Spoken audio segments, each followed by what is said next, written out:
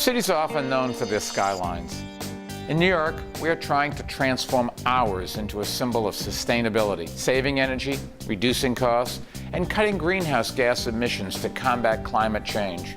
The most recognizable building in New York's skyline may be the Empire State Building. Today, this nearly 80-year-old landmark is undergoing a major renovation that will reduce its energy use by almost 40%, saving over $4 million a year in energy costs and eliminating 100,000 metric tons of greenhouse gas emissions over 15 years.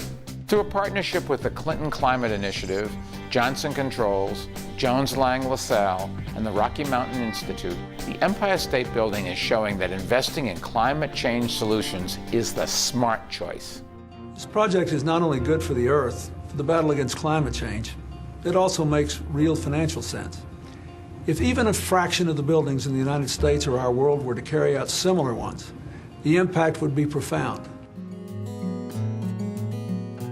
In most cities, carbon emissions come primarily from cars and traffic, but in New York, 75% come from buildings. So reducing energy use in our 1 million buildings is critical to meeting the goals in Plan YC, our city's roadmap to creating a greener, more sustainable city. In Plan YC, we committed to reducing the city's total greenhouse gas emissions 30% by the year 2030. Even as our population grows by 1 million people. Working with our City Council and its Speaker, QUINN, we developed legislation to ensure that existing buildings take cost-effective steps, like those happening at the Empire State Building, to become more efficient. The Greener Greater Building Plan has several parts. First, it creates a local New York City energy code.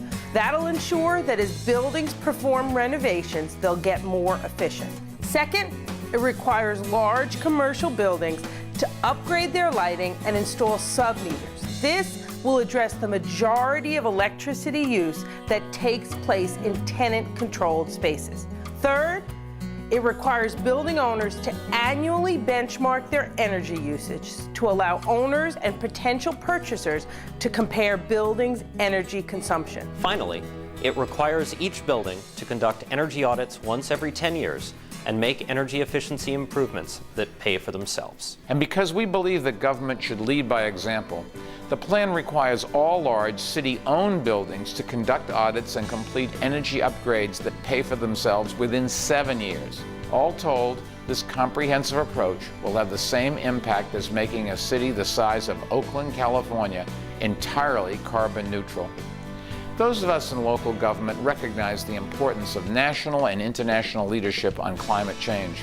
But let's be clear, we simply can't wait for them to act first. I believe that together, the cities of the world can lead the way to a cleaner environment and a more sustainable future.